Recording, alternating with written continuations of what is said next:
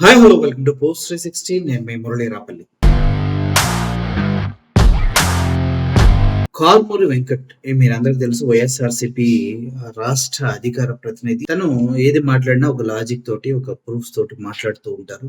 ఇప్పుడు గ్రేట్ ఆంధ్ర అనే ఒక వెబ్సైట్ పైన ఆయన చాలా సీరియస్ ఎలిగేషన్స్ చేయడం జరిగింది. గ్రేట్ ఆంధ్రాలో జగన్మోహన్ రెడ్డి గారి గురించి తప్పుగా రాస్తూ ఉన్నారు, చాలా ఎక్కువ చేస్తున్నారంటూ ఆయన ఒపీనియన్ ని ఆయన చెప్పడం జరిగింది. ముఖ్యంగా ఆయన చేస్తున్నది ఏంటంటే, నాకు టీడీపీకి అమ్ముడుపోయారు అన్న వర్షంలో చెప్పారా అనిపించే విధంగా ఉందన్నమాట అదంతా. ఒకసారి మీరు కూడా వీడియోని చూడండి, అర్థమవుతుంది.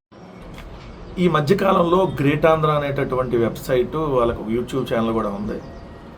వైఎస్ఆర్ కాంగ్రెస్ పార్టీ నాయకుల మీద, వైఎస్ఆర్ కాంగ్రెస్ పార్టీ మీద ఏదో విద్వేషపూరితంగా వార్తలు రాస్తూ ఉంటే ఏమోలని పెద్దగా పట్టించుకోలే, రాసుకుంటే రాసుకున్నారులే అని. మరి ఏ ప్రయోజనాలను ఆశించి మరి ఎవరు చెప్తే రాస్తున్నారో, ఎందుకంటే వాళ్ళు ఇంప్రెస్ అనే వాడాడు వాళ్ళు రాసి, వాడారు కాబట్టి ఆ వాడు మరి ఎవరిని ఇంప్రెస్ చేయడానికి అమరావతిపై విషం ఎలా అంటూ జగన్మోహన్ రెడ్డి గారి మీద విషం కక్కారో ఖచ్చితంగా గ్రేట్ ఆంధ్ర సమాధానం చెప్పాలి. ఎందుకంటే జగన్మోహన్ రెడ్డి గారు ఎవరిని ఇంప్రెస్ చేయాల్సినటువంటి పని లేదు. ఆయన పార్టీ అధ్యక్షుడు. మేము ఏ రాజకీయ పార్టీలతో పొత్తులేం పెట్టుకోం, మాకు ఏ రాజకీయ పార్టీలతో అవసరాలు లేవు. మీకు ఉంటాయేమో, మరి మీకు ఏదైనా రాజకీయ పార్టీలతో అవసరం ఉండి మరి మీరు ఎవరినైనా ఇంప్రెస్ చేయడానికి వార్త రాశారో చూస్తే అలానే ఉంది. ఎవరిని ఇంప్రెస్ చేయడానికి మీరు రాసినట్టుగా జగన్మోహన్ రెడ్డి గారు అసలు అమరావతి మీద ఏం మాట్లాడారు, అసలు ఎప్పుడు మాట్లాడారు? మరి అమరావతి మీద జగన్మోహన్ రెడ్డి గారు విషమేలా అని చెప్పి ఎలా మీరు బ్యానర్ హెడ్డింగ్ పెట్టి రాసేస్తారు? నేను సూటిగా అడుగుతున్నా. దాంట్లో మీరే రాశారు, భవిష్యత్ దృష్టి స్పష్టత రెండూ లేని ద్వేషపూరిత దృక్పథంతో జగన్ విషం కక్కుతున్నాడు అని. మీకు భవిష్యత్తు మీద దృష్టితో, స్పష్టతతో మరి మీరు ఎవరన్నా ఏం చెప్పారనో, మరి ఎవరు నడిపిస్తున్నారనో మీరు ఈరోజు ఆ వార్త రాశారు. మాకు ఆంధ్రప్రదేశ్ భవిష్యత్తు మీద దృష్టి ఉంది, స్పష్టత ఉంది కాబట్టే అమరావతి బాగుండాలని మనస్ఫూర్తిగా కోరుకుంటా ఉన్నాం, ఆంధ్రప్రదేశ్ బాగుండాలని మనస్ఫూర్తిగా కోరుకుంటా ఉన్నాం. జగన్మోహన్ రెడ్డి గారు ఎప్పుడు విషం కక్కల, ఇప్పుడు మీరు విషం కక్కుతా ఉన్నారు వైఎస్ఆర్ కాంగ్రెస్ పార్టీ మీద, జగన్మోహన్ రెడ్డి గారి మీద. మీరు వైఎస్ఆర్ కాంగ్రెస్ పార్టీపై విషం ఎలా అని మేము అడుగుతూ ఉన్నాం, వైఎస్ జగన్ గారిపై మీకు విషం ఎలా అని. ఎందుకంటే జగన్మోహన్ రెడ్డి గారు మొన్న ప్రెస్ కాన్ఫరెన్స్ పెట్టారు, ఒకసారి చూసుకోండి వెళ్ళి. లేదన్నా నాకు నేను లింక్ పెట్టమంటే పెడతా. 22/5/2025 జగన్మోహన్ రెడ్డి గారు తాడేపల్లిలో మా వైఎస్ఆర్ కాంగ్రెస్ పార్టీ ఆఫీస్లో ప్రెస్ కాన్ఫరెన్స్ పెట్టి దాంట్లో అమరావతిలో జరుగుతున్నటువంటి దోపిడీ మీద, అమరావతిలో చంద్రబాబు నాయుడు గారు ఏ విధంగా స్కాములు చేశాడని, కిలోమీటర్ రోడ్డుకి 60 కోట్లు, కిలోమీటర్ రోడ్డుకి 60 కోట్ల, సో అటన్నిటి గురించి వివరిస్తూ అమరావతిలో ఉన్నటువంటి వాస్తవ పరిస్థితులను వివరించారు. వాస్తవ పరిస్థితులను వివరిస్తూ ఆయన క్లియర్గా ఒక సజెషన్ కూడా చేశారు. అయ్యా చంద్రబాబు నాయుడు గారు, ఎందుకు మీరు ఇట్లాంటి పనులన్నీ చేస్తారో, ఆల్రెడీ నిన్ను అప్పులు చేసి 7 లక్షల కోట్ల అప్పులు తీసుకొని వచ్చి ఇది సంపద సృష్టించే నగరం ఎట్లా అవుతుంది? ఈ అప్పులకి అసలు కమ్ వడ్డీ ఎట్లా చెల్లించాలి? 2014 నుంచి 19 దాకా మీరు అమరావతి పేరుతో తీసుకొచ్చినటువంటి 5,335 కోట్ల రూపాయల డబ్బులకే మనం 14 ఏళ్ళు 15 ఏళ్ళు అసలు కమ్ వడ్డీ కలిపి చెల్లించాలి. దాంట్లో సంవత్సరానికి 1,117 కోట్లు చెల్లించాల్సి వస్తూ ఉంది. మళ్ళీ మీరు ఇప్పుడు ఆల్రెడీ ప్రపంచ బ్యాంక్ నుంచి 15,000 కోట్లు, హడ్కో నుంచి 11,000 కోట్లు, జర్మనీ సంస్థ కేడబ్ల్యూఎస్ నుంచి 5,000 కోట్లు, 32,000 కోట్ల అప్పులకి వెళ్ళారు. మళ్ళీ మొన్న 16th ఫైనాన్స్ కమిషన్ వచ్చినప్పుడు 70,000 కోట్లు అవుతాయి, 50,000 ఎకరాలకి ఇమ్మని అడుగుతున్నారు. సో అట్లానే మళ్ళీ ఇంకో 45,000 ఎకరాలు తీసుకుంటామంటున్నారు, 1,00,000 ఎకరాలు.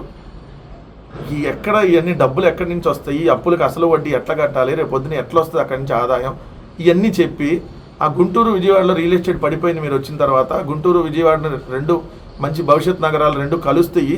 ఆ నాగార్జున యూనివర్సిటీ దగ్గర ఒక 500 ఎకరాల్లో ఏదన్నా బిల్డింగ్లు మీరు కట్టదలుచుకుని అక్కడ కట్టేసేయండి. మచిలీపట్నం పోర్టు ఇవన్నీ ఉన్నాయి మనకు అక్కడ, అక్కడ దాకా వెళ్ళిపోతుంది రాజధాని అంటే ఇది విషం కక్కటమా? స్థానిక నాయకులు అక్కడ వెళ్ళి మునిగిన ప్రాంతాన్ని చూపిస్తే ఇది విషం కక్కటమా? అంటే వాస్తవ పరిస్థితుల్ని ప్రతిపక్ష పార్టీగా మేము ప్రజలకు వివరిస్తే విషం కక్కటమా? మీరు చెప్పండి, అమరావతికి అప్పులు తీసుకొని వచ్చి ఎట్ట కడతారు? ఏమైనా గ్రేట్ ఆంధ్ర వాళ్ళు రాయొచ్చు కదా, అమరావతిలో జరుగుతున్న అవినీతి, ఈ అప్పులకి తీసుకొని వచ్చి ఈ అప్పులు అసలు కమ్ వడ్డీ కలిపి ఎట్ట కడతారు, దాని కదా మీరు రాయాల్సింది. భవిష్యత్తు దృష్టి ఇంకేదైనా స్పష్టత, ఆ రెండు మీకు లేనట్టుగా రాస్తున్నారు.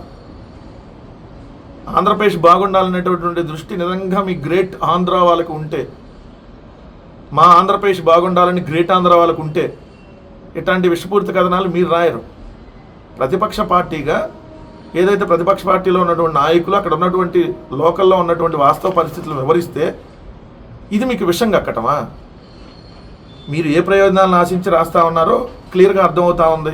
ఎవరు విషం కక్కుతున్నారో వెబ్సైట్ పెట్టుకొని ఈ మధ్యకాలంలో ప్రతిరోజు విషం కక్కుతుంది ఎవరో చూస్తూనే ఉన్నారు వైఎస్ఆర్ కాంగ్రెస్ పార్టీ వాళ్ళు కూడా. ఏమోలే పోనీలేండి వదిలేస్తే జగన్మోహన్ రెడ్డి గారి మీద రాసేసి ఇష్టం వచ్చినట్టుగా విషయం చిమ్మితే, మీరు మేము ఇష్టం వచ్చినట్టుగా వార్తలు రాస్తే ఇక్కడ ఎవడో పట్టడానికి లేదు. ఏం చేస్తారు? మహా అయితే నా మీద కూడా రాస్తారు, అంతే కదా. అంతకని మీరు పొడిచేదేముంది? మీ వార్తలకి ఇక్కడ ఎవడు భయపడేవాడు లేదు. రెండోది, విషం కక్కటం ఆపండి. మీరు ఇంప్రెస్ చేయాలనుకున్నారని ఆల్రెడీ వార్త రాసి ఇంప్రెస్ మీరు చేసేసి ఉంటారు కాబట్టి ఏ ప్రయోజనాలు ఆశించి వార్తలు రాస్తున్నారో మాకు కూడా స్పష్టత ఉంది. మీరు ఏవి ఆశించి ఈ వార్తలు రాస్తున్నారో మాకు క్లియర్గా స్పష్టత ఉంది. ఇదైతే క్లియర్గా చెప్పదలుచుకున్నాం మీకు. చూశారు కదా, వైఎస్ఆర్సీపీ పార్టీకి ఏదన్నా జరిగిందంటే కారుమూరి వెంకట్తో పాటు చాలా మంది అధికార ప్రతినిధులు ముందుకు వస్తూ ఉంటారు. మొన్నటికి మొన్న అమరావతి నిజంగా మునిగిపోయిందంటూ అంబటి రాంబాబు కావచ్చు, శైలజనాథ్ రెడ్డి గారు కావచ్చు, వీళ్ళంతా కూడా వెళ్ళి అక్కడ వీడియోలు తీసి రిలీజ్ చేయడం జరిగింది. అంటే అమరావతి పైన దుష్ప్రచారం అయితే చేస్తూ ఉన్నారు అంటూ టీడీపీ చేస్తున్న అభియోగాల్లో ఎంతో కొంత వాస్తవం లేకపోలేదు. కానీ అది వాస్తవాన్ని చూపిస్తే దుష్ప్రచారం అని ఎలా అంటారంటూ వైఎస్ఆర్సీపీ పార్టీ క్యాడర్ కూడా అడుగుతున్నారు. అమరావతి మునిగిపోలేదు అంటుంటే ఇదిగో మునిగిపోయింది చూడు అంటూ చూపించడం దుష్ప్రచారం ఎలా అవుతుంది? వాస్తవాల్ని ప్రజలకు తెలియజేయటం కదా అంటూ వాళ్ళు కూడా అడుగుతున్నారు. దీనిపైన మీరేమంటారు? అమరావతి నిజంగా మునిగిపోయిందా? దానిపైన దుష్ప్రచారం చేస్తున్నారా, మంచి ప్రచారం చేస్తూ ఉన్నారా? ప్రజలకు ఉపయోగకరంగా ఉండబోతుందా అమరావతి అనేది కింద కామెంట్ రూపంలో తెలియజేయండి. Thank you for watching this video. Murali sending of. Thank you so much.